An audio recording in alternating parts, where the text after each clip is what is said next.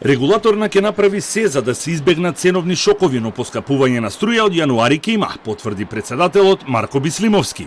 Колку ќе биде поскапувањето за сега никој не може да предвиди, а регулаторна ќе ги искористи сите опции кои се на располагање, како намалување и укинување на профит и маржи, но ако треба и со буџетски средства од владата за да се намали ценовниот шок. Тоа што и стои на располагање на регулаторната комисија за енергетика, тоа што и стои на располагање на државата, се што имаме производни капацитети да бидат ставени на мрежи да произведуваат електрична енергија и се што и стои како слободни средства на владата треба да се земат во предвид. Да не заборавиме дека гледате во сите европски земји, веќе од септември цените се зголемени за повеќе од 20%.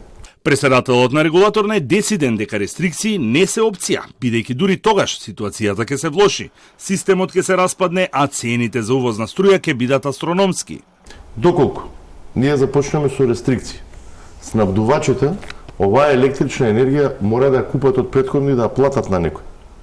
И доколку се доведат во ситуација снабдувачите со електрична енергија да не можат да си ја наплатат електричната енергија заради рестрикции кои што би се вовеле, во тој случај, јас ви гарантирам дека снабдувачите ќе ги откажат сите договори кои што ги имаат кон домашните потрошувачи, бидејќи не се луди да одат во загуби. Откако ќе заврши енергетската криза, потребна е нова стратегија, а тоа вклучува и изградба на нови капацитети на зелена енергија, сметаат првите луѓе на регулаторна и МЕПСО. Факт е дека доцнеме со инвестициите, требаше порано пред се инвестициите во базна енергија. Сега со забрзано темпо одиме кон зелената енергија, како и цел свет.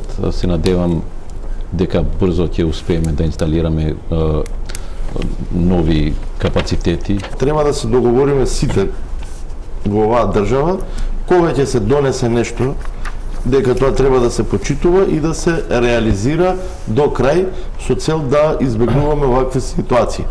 Домашните капацитети се десеткувани поради недостиг на енергенси за производство или поради дефекти и ремонти, а вчера вкупното производство на ЕСМ беше 5630 мегавати. Денеска цената на мегават на берзата Хупекс, според која и во Македонија се пресметува цената на струја, е од 178 до 208 евра и бележи пад од 15% споредено со вчера. Но затоа пак утре веќе ќе поскапи за 10% и ќе се движи од 202 до 225 евра.